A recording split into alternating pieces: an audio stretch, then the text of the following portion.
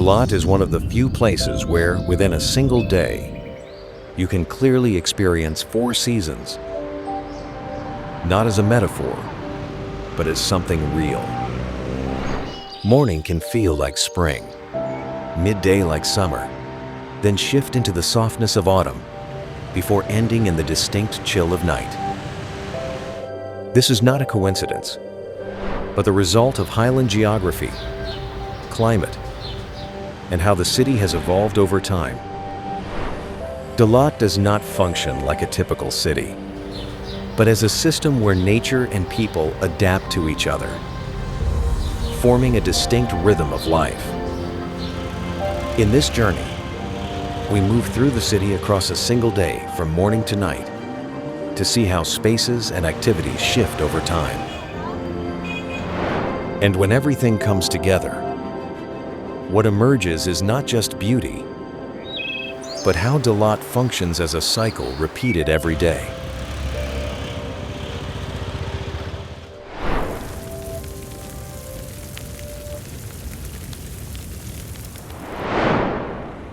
Lat sits on the Lang Biang Plateau at an elevation of around 1,500 meters, where a mild climate has shaped how people live, build, and develop the city. Unlike most urban areas in Vietnam, Lat does not expand densely across flat land, but spreads across hills, valleys, and pine forests, forming a distinct spatial structure. The city has not expanded rapidly, maintaining a moderate scale, with a population of around 230,000 people, where residential areas, pine forests, and public spaces coexist in a relatively balanced structure. Since its discovery in 1993, Lat gradually developed as a distinctive retreat, where people come not only for the climate, but also for a sense of separation from familiar rhythms of life. To this day, the city maintains a slower pace of life, where mornings begin in soft mist. The day unfolds at a measured rhythm, and evenings settle into the characteristic cool air of the highlands. These are not isolated elements, but the result of multiple conditions coming together, forming a living environment where each moment of the day carries a distinct shift.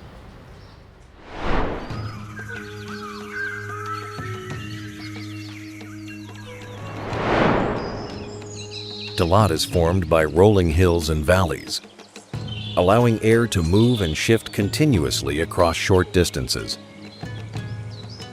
Elevation differences between areas can range from 300 to 500 meters, enough to create noticeable changes in temperature, humidity, and mist density within a short distance.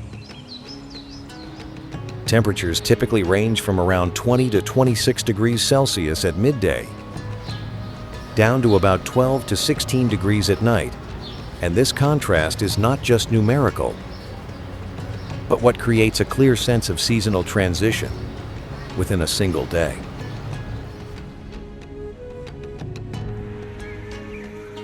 As the sun rises, the ground and pine forests absorb heat quickly, warming the air in a way that resembles summer. Yet due to the elevation, this heat does not stay for long. High humidity, with annual rainfall of around 1,700 millimeters, allows moisture to condense easily as temperatures drop, forming mist in the early morning and late afternoon, softening the atmosphere like spring.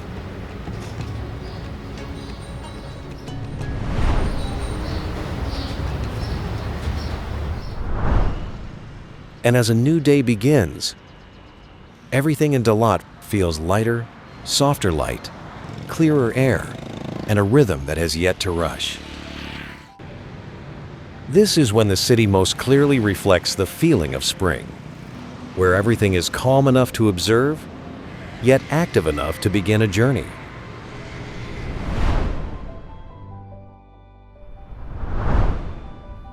As the first light touches the highlands, the journey enters a distinct morning in Dalat, where everything exists between darkness and light.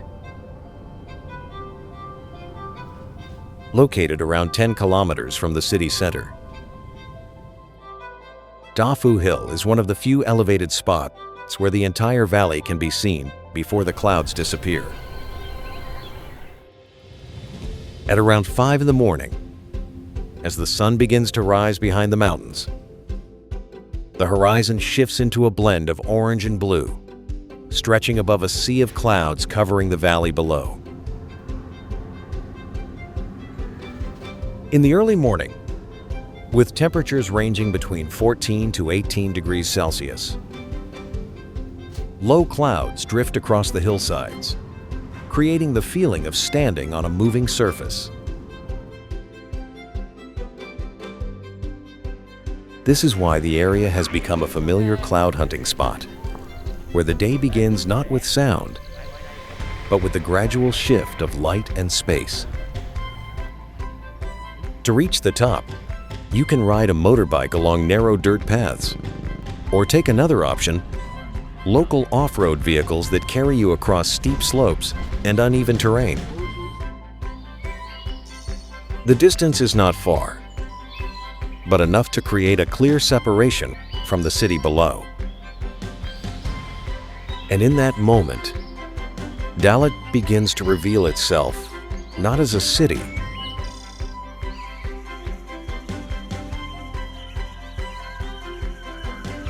but as a landscape slowly unfolding.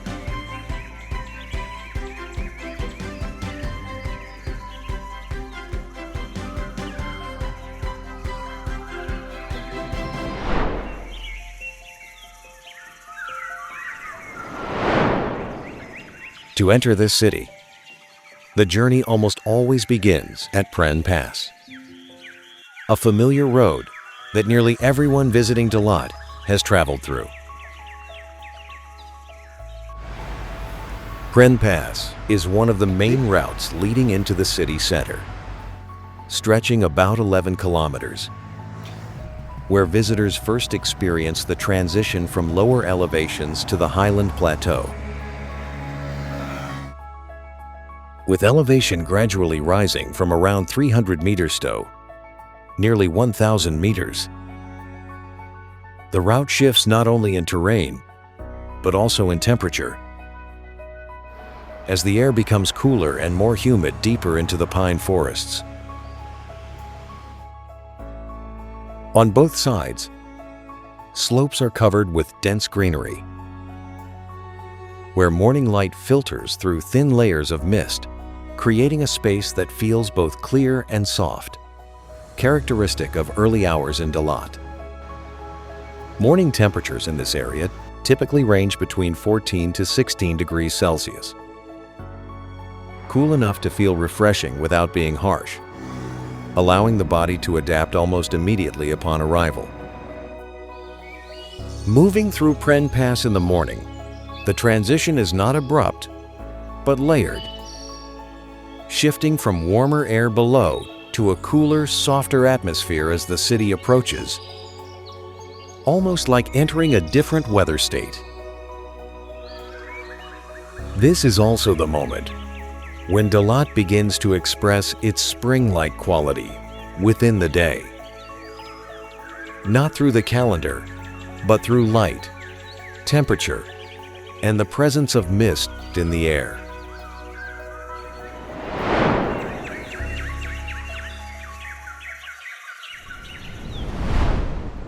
Leaving behind the elevated viewpoints overlooking the valleys, moving deeper into Dalat brings a shift in space, where the landscape becomes more enclosed and defined by pine forests covering the hills. Pine forests in Dalat are widely distributed, covering an estimated 24,000 hectares, forming a natural layer that surrounds much of the city. Most of these pine species were planted in the early 20th century, with tall trunks and sparse canopies that allow light to pass through, creating distinct patterns of light and shadow on the ground in the morning. As you enter the forest, temperatures are typically 2 to 3 degrees Celsius lower than outside, as sunlight is filtered through the canopy and moisture is retained within the enclosed space. Sound also shifts within this space, as wind moves through tall trunks in subtle patterns, rather than spreading across open terrain. Here, the morning is no longer observed from a distance, but experienced from within, as light, temperature, and air come together in a closer, slower, and more defined space.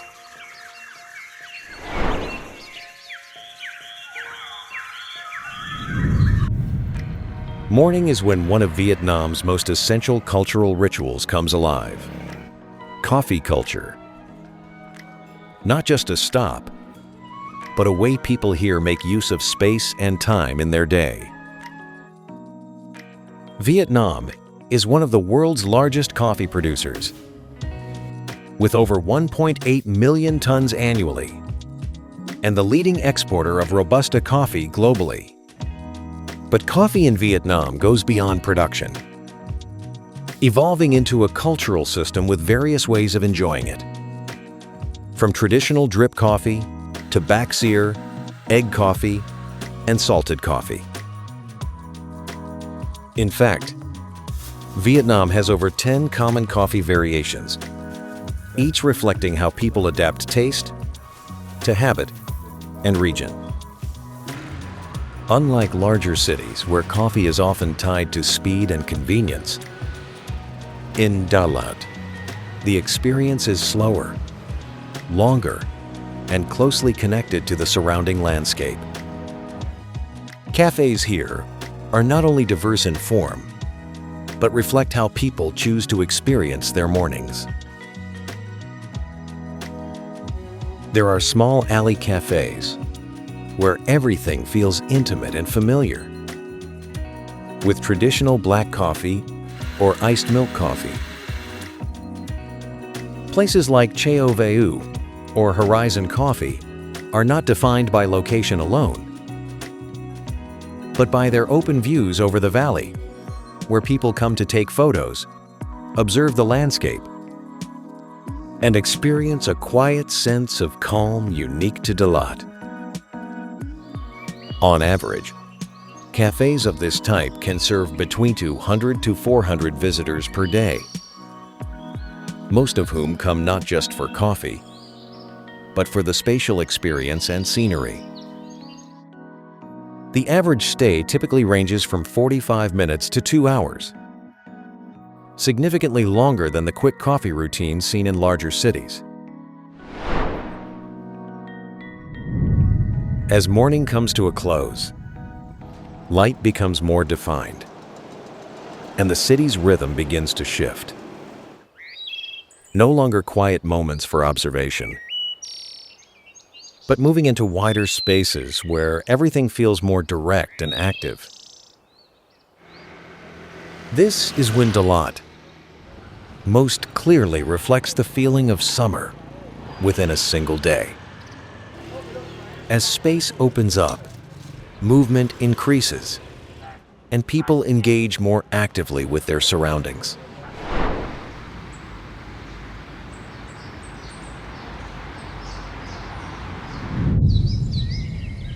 Tuyen Lam Lake is located about 7 kilometers from the city center, forming one of the largest open areas around Đà Lạt, where water and pine forests exist within a continuous landscape.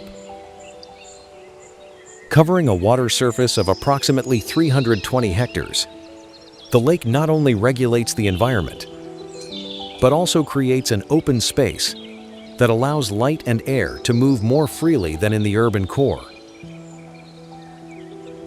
The lake has an average depth of around 10 to 15 meters, sufficient to maintain stable water levels year-round and create a smooth surface that reflects changes in light throughout the day. Around midday, when the sun reaches its highest point. Direct light hits the water surface, reducing the presence of mist and making the landscape appear clearer and more defined. The surrounding shoreline stretches over 30 kilometers, offering multiple access points from quiet forested areas to boat docks and resort zones. Unlike the morning, where the landscape changes rapidly within short intervals, midday at Thuyen Lam feels more stable, with light remaining consistent and the environment becoming easier to observe.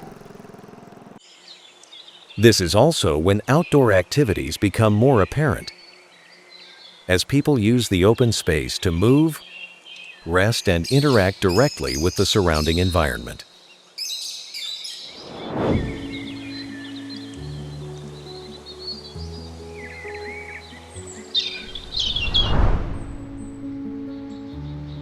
We chose a path moving to higher ground.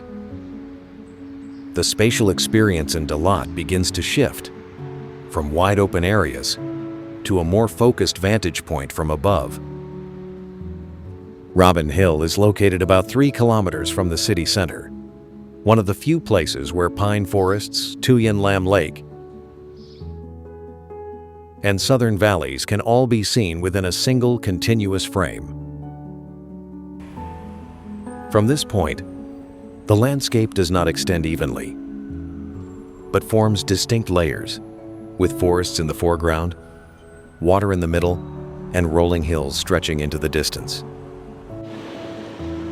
At midday, when sunlight falls directly from above, details become more defined, highlighting the contrast between the green of the forest, the surface of the water, and the open spaces in the terrain. Unlike morning cloud hunting spots where the landscape shifts constantly, Robin Hill offers a more stable frame, where all elements can be observed clearly at the same moment. It is here that the organization of Đà Lạt becomes more apparent, as different areas are not separated but connected through layers shaped by natural terrain. From this point, a cable car line of about 2.3 kilometers begins to cross the valley, introducing a different mode of experience, not just observing, but moving directly through space.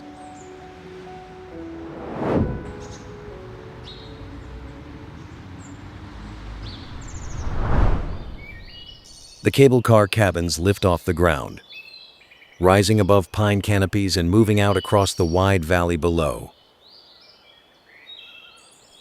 These ride lasts around 10 to 15 minutes, carrying passengers away from the initial viewpoint and gradually toward the far side of Thuyen Lam Lake.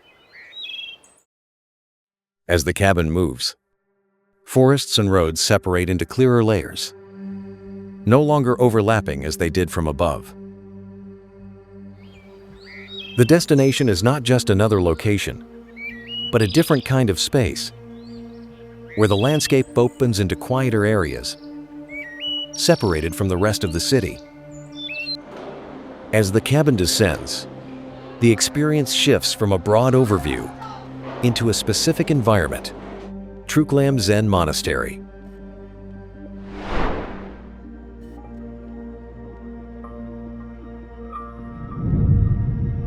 Trúc Lâm was established in 1994, located by Thuyen Lam Lake, and clearly separated from the central urban area. The complex spans approximately 24 hectares, organized into layered spaces, from meditation halls and gardens to stone pathways through pine forests. It is one of the major monasteries of the Trúc Lâm Zen lineage, a Buddhist tradition formed in the 13th century, closely associated with the Tran dynasty and Emperor Tran Nhan Tong.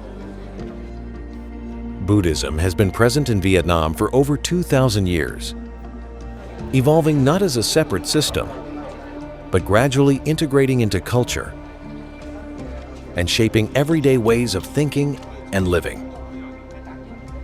Values such as balance, compassion, and acceptance of change have become part of how Vietnamese people behave. Not extreme, not rushed, and always seeking harmony in relationships.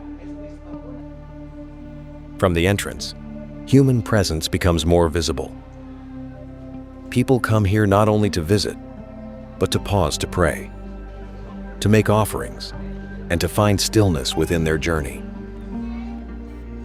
The monastery's structures are arranged along clear axes, with curved roofs, wood, and stone, reflecting traditional Vietnamese Buddhist architecture, where every detail aims for balance and stillness. Inside the main area, the space is arranged in clear layers. On both sides are display sections, where bronze bells and drums are placed present as symbols of ritual, but not dominating the space. At the center is the main hall, where a large golden Buddha statue is placed. Here, people continuously enter, sit down, fold their hands, and bow, forming a steady and very real rhythm of movement. Behind it lies a deeper layer of space, with additional Buddha statues extending the sense of depth and continuity. What stands out is the spatial sensation outside. The sunlight can be harsh and direct, but inside, the temperature drops noticeably, creating a coolness that feels almost separate from the outside world. In Vietnam, Buddhism has long been more than a religion. It is part of daily life, shaping how people think, behave, and seek inner peace. And at Trúc Lâm, this becomes especially clear that even within a tourist city, there remains a place where people return to stillness.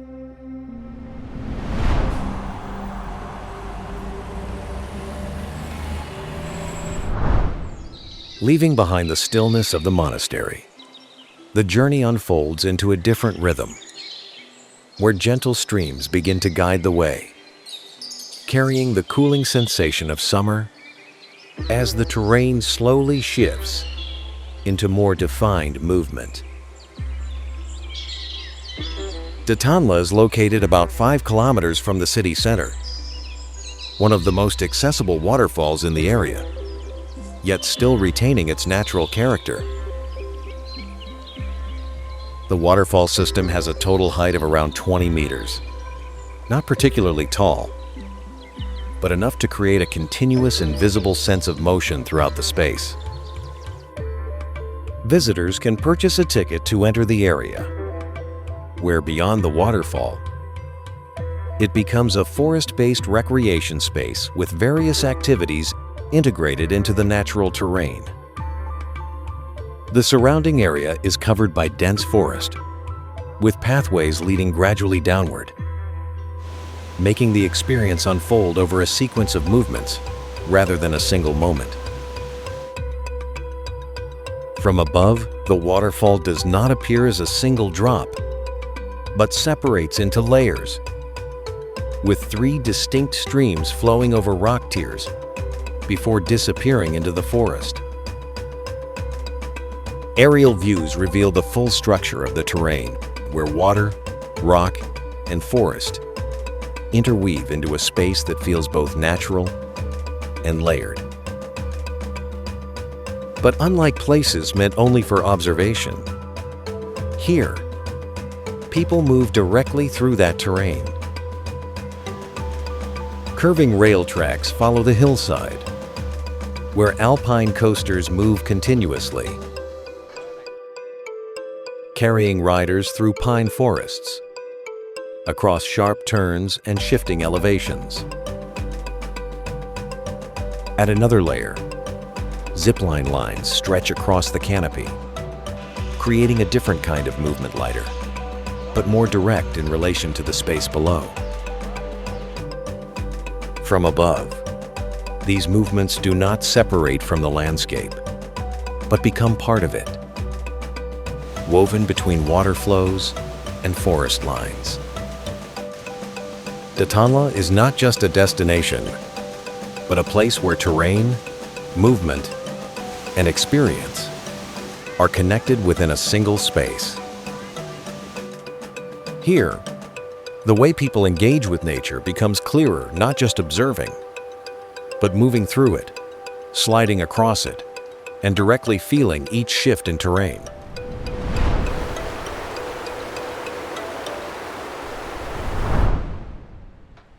As the final layers of water fade into the distance, and the sound of the forest softens into the background, the journey does not stop there. The rhythm begins to shift, faster and more defined, as the path leads directly toward where everything converges. And then, leaving the natural landscape behind, we enter the most dynamic part of Dalat, the city center.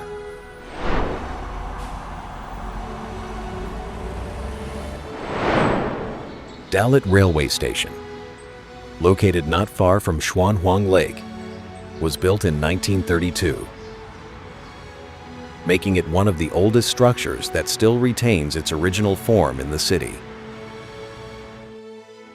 The structure is recognized by its 3 distinctive peaks, inspired by the Langbiang Mountains and traditional Central Highlands architecture, creating a form that feels both familiar and unique.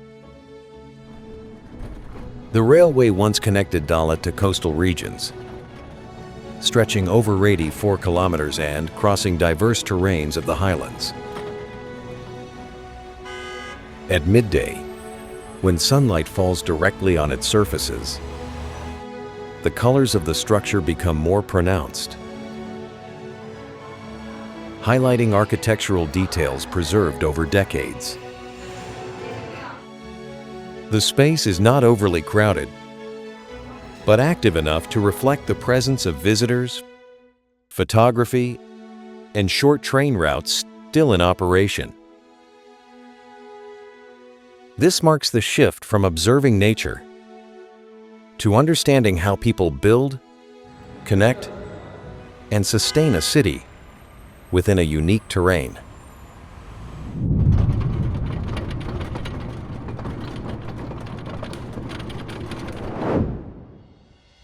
Just beyond the railway station, the city center opens almost immediately.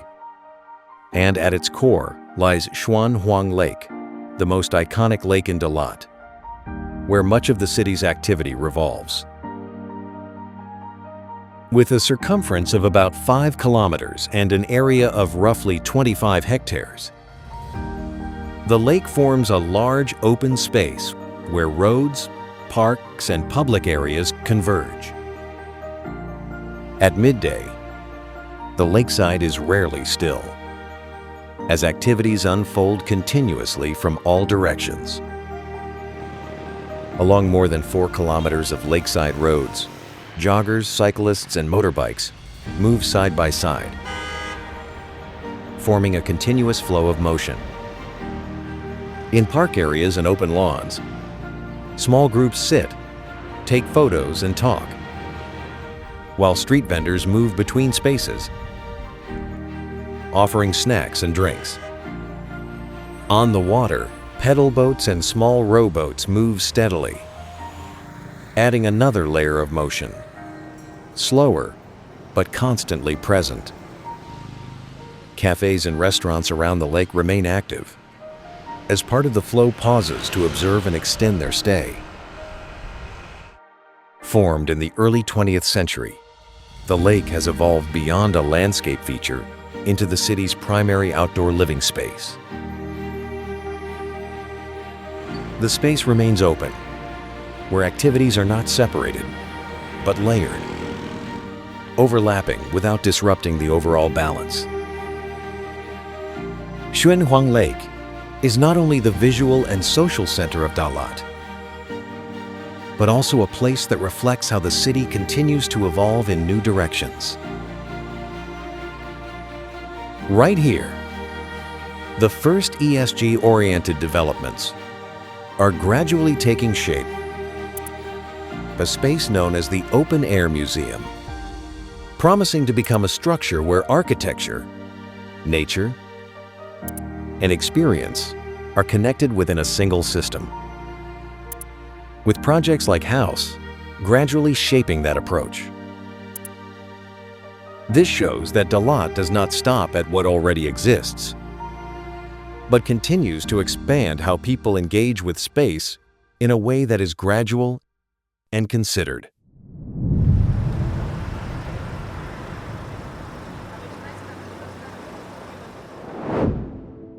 Đà Lạt has long been known as the City of Flowers, not only for the quantity, but for how flowers appear everywhere, from cultivated gardens to parks and city streets. One of the most visible locations is Đà Lạt Flower Garden, located near Xuân Hoang Lake, where hundreds of species are cultivated within a structured display space.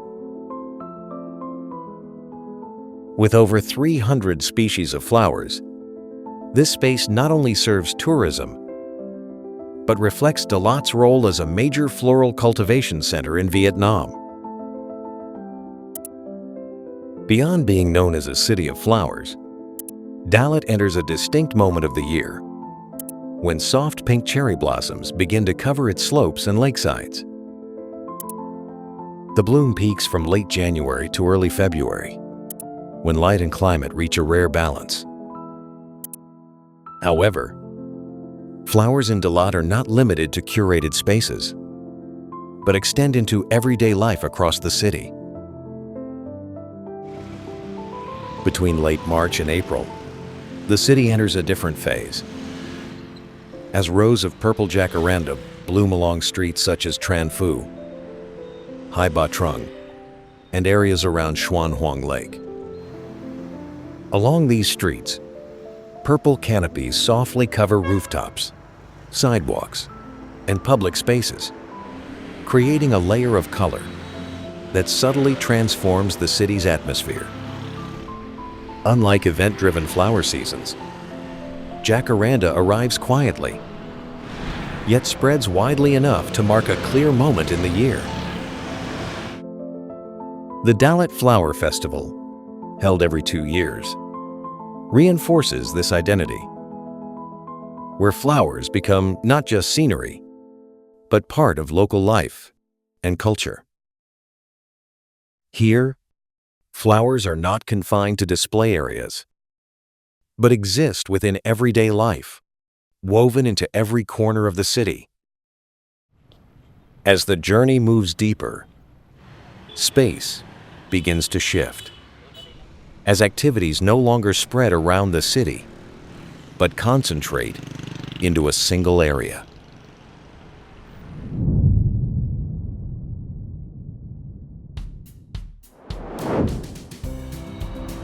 That is Đà Lạt Market, the most dynamic part of the city center, where nearly all trading activities unfold simultaneously within a confined space. Established in 1960, the market has expanded into a multi-level system, connected to surrounding streets and open-air trading zones. Movement inside the market does not follow a fixed route, but often begins at the ground level where fresh produce and highland goods are concentrated. Here, rows of vegetables and fruits extend continuously, including strawberries, artichokes, cabbage, potatoes, and crops, harvested directly from nearby farms. Movement slows here, as people not only shop, but observe and choose among tightly packed goods. Moving further in, the scent of hot food begins to spread. From small stalls where grilled rice paper is cooked over charcoal, to hot soy milk and quick street dishes served continuously. Other stalls serve skewers, where ingredients are pre-prepared, grilled over charcoal, and turned evenly as seasoning darkens under heat.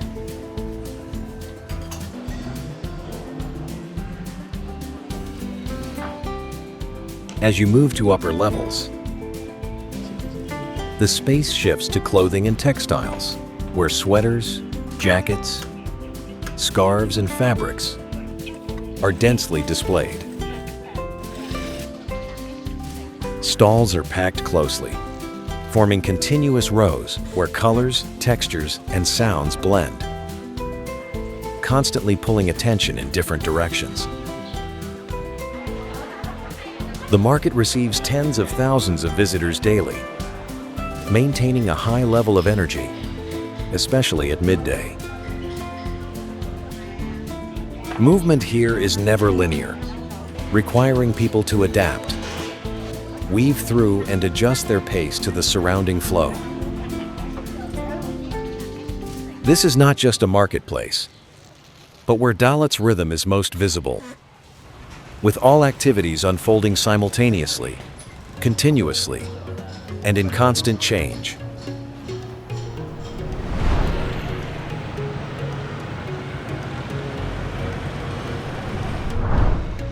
Amid the clarity and intensity of midday, there is a different kind of stop small, warm and intimate, located on Na Chung Street in the city center. Ban Khan at Na Chung is not a large restaurant, but a set of small clay molds over charcoal stoves, where everything happens in plain view. Rice batter is mixed to the right consistency, then poured into preheated clay molds, producing a soft, sizzling sound on contact. An egg is cracked directly into each mold, the yolk spreading gently as the batter cooks underneath. Depending on the batch, shrimp, minced pork, or squid is added into the center, cooking together with the batter as heat rises from below.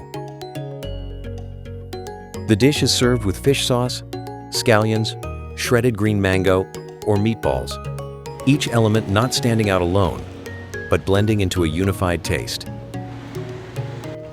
This is not a pre-made dish, but an ongoing process, where people do not just eat, but watch, wait, and experience each step.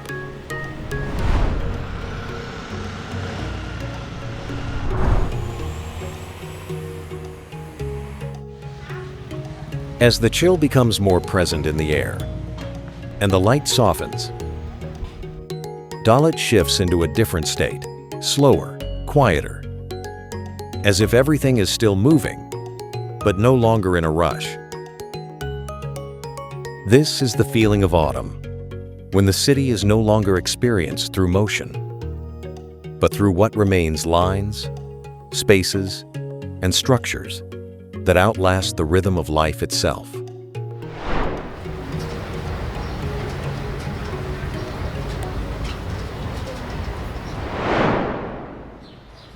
Bảo Đại Palace 1, 2, and 3 were built in the early 20th century, when Đà Lạt became a key retreat under French influence. Palace 1 functioned as a strategic headquarters, associated with control and administrative operations during periods of political change. Meanwhile, Palace 2 served as a reception and retreat space, hosting diplomatic meetings in a setting removed from the city center. Palace 3, the residence most directly associated with the daily life of Vietnam's last emperor. Bảo Đại, the last emperor of the Nguyen dynasty, ascended the throne at a time when royal authority was no longer absolute, under strong colonial influence and political change. Educated in France from a young age, He was exposed early to Western lifestyles, which shaped how he viewed both his role and his way of living. From above, the three Bảo Đại palaces emerge within the pine forest, separated yet part of a single spatial system, planned in the early 20th century. On this journey, we were granted access to the interior of Palace 2, something not commonly available, as the site is not open for regular public visits. Palace 2 once functioned as a strategic administrative center, where key decisions were made, separate from the more domestic spaces. The interior reflects strong French architectural influence, with open corridors, large windows, and a spatial layout designed to control both visibility and movement. And in this very area, new changes are beginning to take shape. Concepts for residential and hospitality developments are being explored, opening a different dialogue between heritage and contemporary living. These interventions, however, remain carefully controlled, preserving the overall structure and historical value of the site.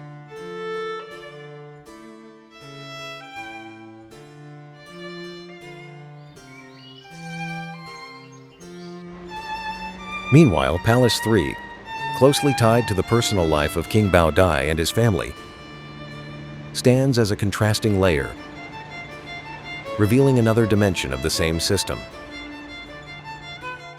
Inside Palace 3, the spaces are organized around family life, with each member's room arranged in a clearly defined order.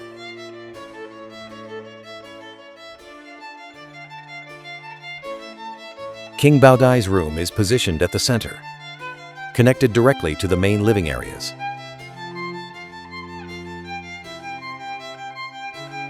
While Empress Nam Phuong's room is placed in a space with a wide view, overlooking the pine forest.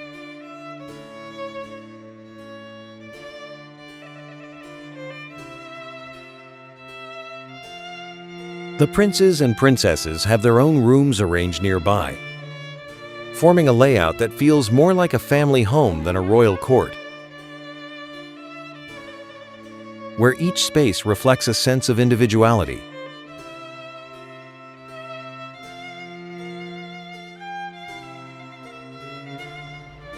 And from these structured, power-defined spaces, the journey continues moving beyond the palaces and into the deeper layers of Đà Lat's landscape.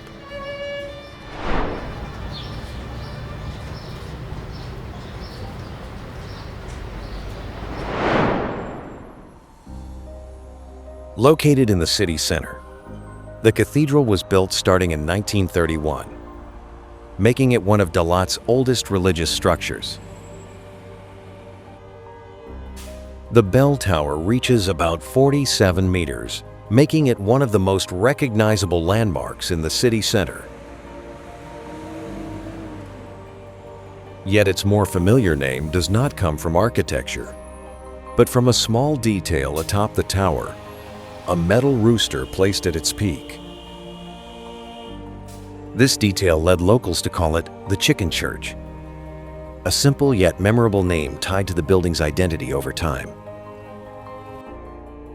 But the value of this place lies not in its form, but in its role within the city's cultural life. Đà Lạt brings together diverse communities, where Catholicism has been present since the French colonial period, becoming part of the city's cultural and social structure. The church is not only a place of worship, but also a gathering point where people find connection, community, and stability amid changing rhythms.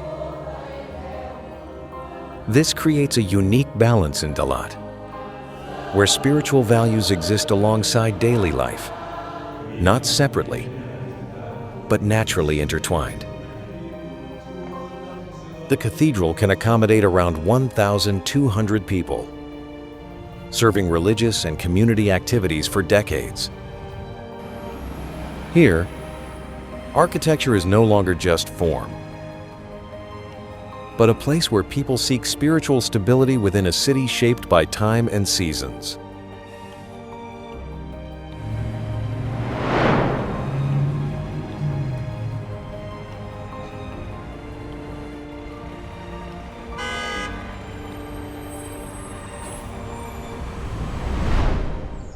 Lang Biang Mountain.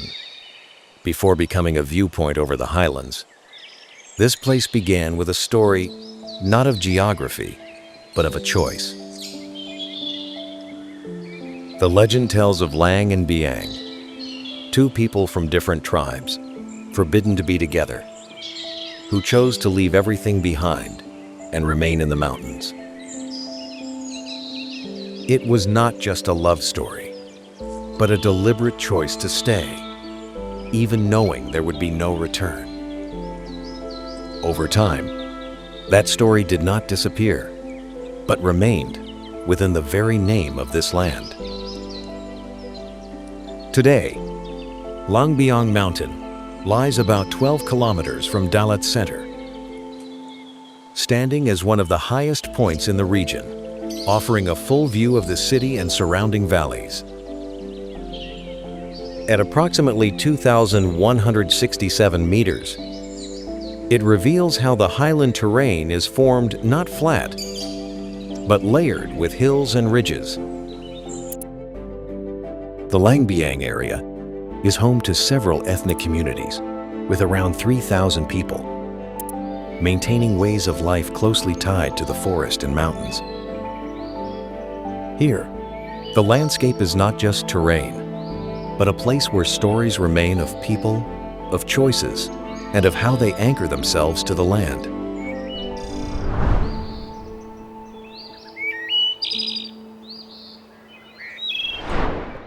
From the heights where the entire landscape can be seen in a single wide frame, the journey moves downward into lower ground, where the terrain is no longer just observed, but gradually shaped by human use. Khao Dat T Hill lies about 25 kilometers from Đà Lạt center, stretching across rolling hills where the curves of the land are echoed in rows of cultivated plants. The area has been cultivated for tea since the 1920s, when the French began using the plateau's climate and soil for agriculture. Spanning over 230 hectares, tea rows follow the terrain, forming a repetitive yet organic structure that serves both production and landscape. On top of these hills, massive wind turbines stand still or rotate slowly, adding a layer of movement above the entire landscape. And just beneath them, tea plantations spread across the slopes in layered patterns, covering the terrain and forming a clear structure between human activity and nature. This contrast does not create conflict, but instead brings a sense of balance between traditional agriculture and modern energy. Here, people are not only cultivating tea, but redefining how space is used both on the ground and in the sky above. Each morning, young tea buds are hand-picked, selected by leaf maturity. Not everything is harvested, only what meets quality standards. The leaves then go through stages: withering, rolling, oxidation, and drying, each step controlling how the leaf transforms, shaping the final flavor. This makes tea not a fixed product, but the result of time, technique, and daily environmental conditions. At Khao Dat, this becomes clearer, as landscape, production, and consumption are not separate, but part of one system. Alongside that, it is also known for its temperate agriculture, especially strawberries. with around 120 to 130 hectares of cultivation, producing approximately 1,500 tons per year. Strawberries have become a defining part of the local experience. It is easy to find farms open to visitors, where people can pick ripe strawberries themselves, within greenhouse spaces spread across the hillsides. And, like the flower gardens, these strawberry fields are not just for production, but part of the experience where nature and human activity shape Dalat's unique identity. Unlike the untouched landscapes before, this area shows how humans do not reshape the land, but learn to work with it systematically. Light in Khao shifts more gradually, especially in the afternoon, as mist settles and softens the contours of the hills, bringing a quieter atmosphere. The narrow paths between tea rows serve not only agriculture, but also as a way for people to move through and experience the space more closely. Here, the landscape is not only observed, but created, maintained, and shaped over time.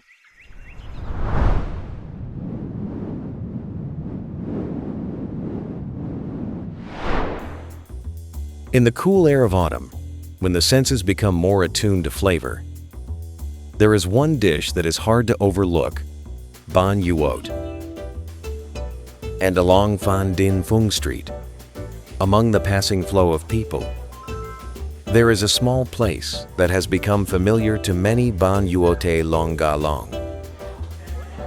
The rice sheets are thinly steamed over stretched cloth, then lifted while still hot, soft, and almost translucent. The chicken is boiled just enough to stay tender without falling apart, then shredded into bite-sized pieces. Chicken innards are carefully cleaned, boiled, and cut, retaining a light crispness without toughness or odor. When eaten, the warm, soft rice sheets wrap around the chicken and innards, forming a base that almost melts on contact. The natural sweetness of the chicken comes first, followed by the slight crunch of the innards, creating a clear textural contrast. The dipping sauce completes the dish, lightly salty, slightly sour, and sweet, bringing all elements together. Fresh herbs and fried shallots add a final aromatic layer, subtle, but enough to leave a lingering note. Even as warmth lingers, the cold begins to spread, slowing the city and drawing it into a different state.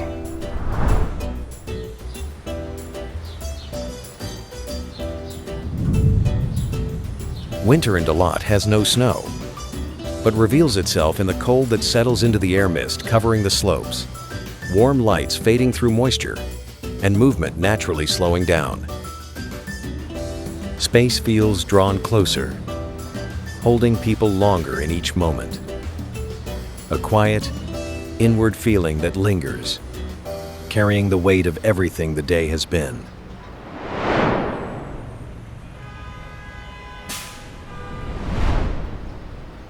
Moving beyond spaces of spiritual reflection, the rhythm of the city becomes clearer through specific everyday habits. In Dalat, belief does not stand apart, but quietly shapes how people live, from how they begin their day to how they end their evenings. As temperatures drop at night, the city does not go quiet, but shifts into a different rhythm, where activities slow down, yet last longer.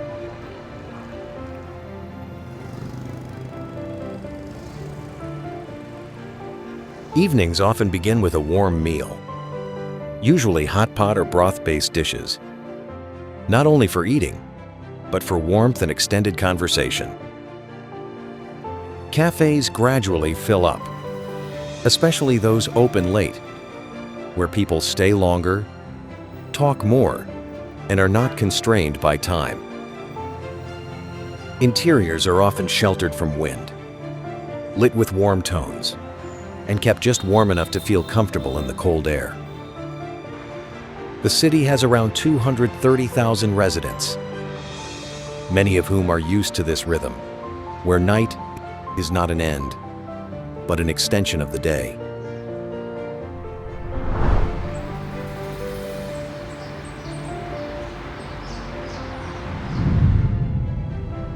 The people of Đà Lạt are not separate from the city's rhythm, but reflect how it moves slow, steady, and not driven by speed. In a place where weather shifts throughout the day and landscapes constantly change, people here tend to adapt rather than control.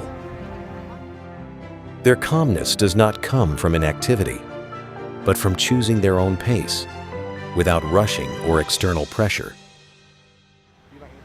From market vendors and flower growers to small cafe owners, their work is continuous, but never hurried.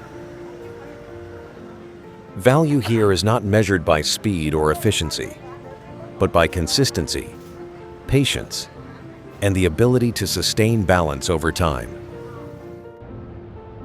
Perhaps that is why Đà Lạt does not feel like a place to conquer, but a place to recalibrate slower, clearer, and closer to what truly matters.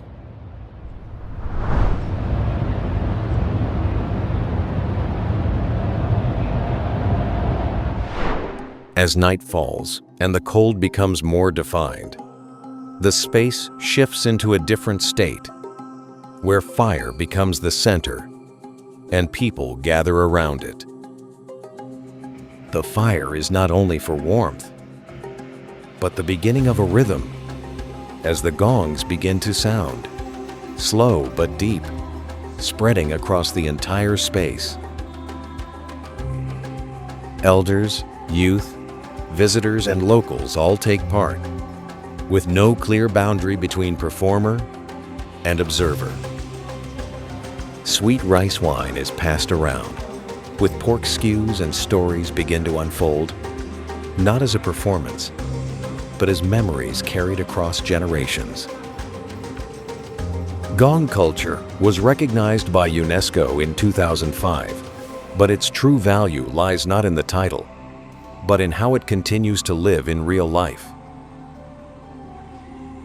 With over 40 ethnic groups in the Central Highlands, each community has its own expression, yet all share one core connection.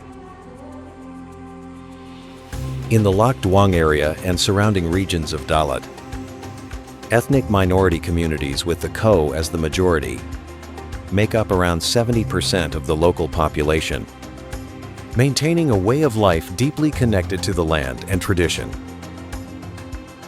And in nights like these, Gong culture continues to resonate not as a performance, but as a way of preserving memory, ensuring that stories like Long Biang are never forgotten. The sounds, the dances, and the moments people gather together all become part of a continuous flow, connecting the past with the present.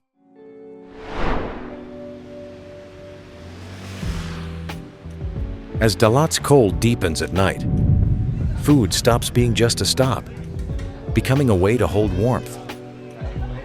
On 3 Thang 4 Street, Tao No's chicken hot pot is always steaming, while in the Ba Toa area, beef hot pot spots stay lit late, keeping their own rhythm in the night. Chicken hot pot begins with a clear broth simmered from chicken, naturally sweet, then infused with la-e leaves aromatic, slightly peppery, and faintly sour. As the broth boils, chicken pieces are added, cooking until tender without falling apart, gradually absorbing the herbal flavor. In Ba Toa beef hot pot, broth is slow simmered from bones, darker in color, with a deep sweetness and slight richness that feels heavier and warmer from the first taste. Thick slices of beef are added into a rolling boil, cooking quickly while retaining tenderness and natural sweetness. The experience begins with heat steam rising, warming hands and face, followed by layers of taste, sweetness from meat, depth from broth, then warmth spreading through the body.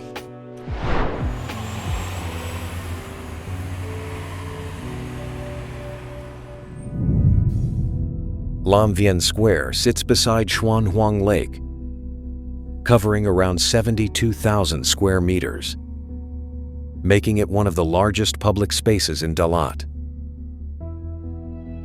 Unlike areas filled with shops and stalls, this space has almost no barriers, allowing people to move freely, sit, or gather in their own way. In the evening, especially on weekends, the square becomes a familiar meeting point for young people, where groups gather, talk, and spend time together. Iconic structures like the giant wild sunflower and artichoke bud, rising about 15 meters, not only define the visual identity, but also serve as common meeting points. The space is not structured by a fixed program, but shaped naturally by how people use it. Some sit quietly, others walk, while groups play music or take photos. In the cold of Dalat nights, the square holds a different kind of energy. Not loud, yet enough to keep the city from ever truly stopping. And beyond these open spaces, in villages tucked deeper within the highlands, another layer of culture continues to exist, quieter, but more enduring, and deeply rooted across generations.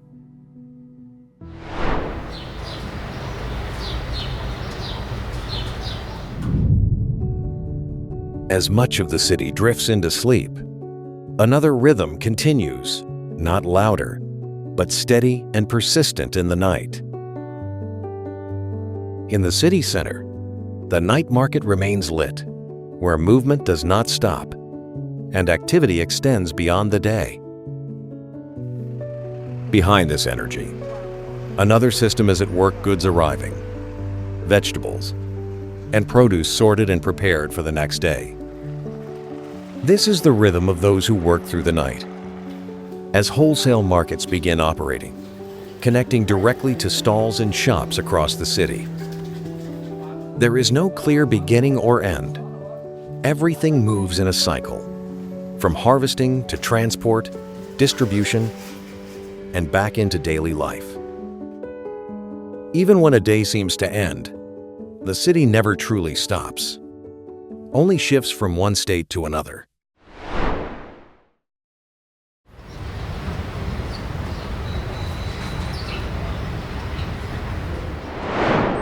As night falls, Dalat does not disappear into darkness.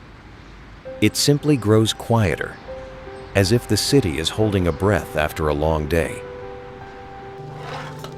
Yet within that stillness, other movements begin, goods prepared, people still at work, and a quiet cycle continuing beneath the surface.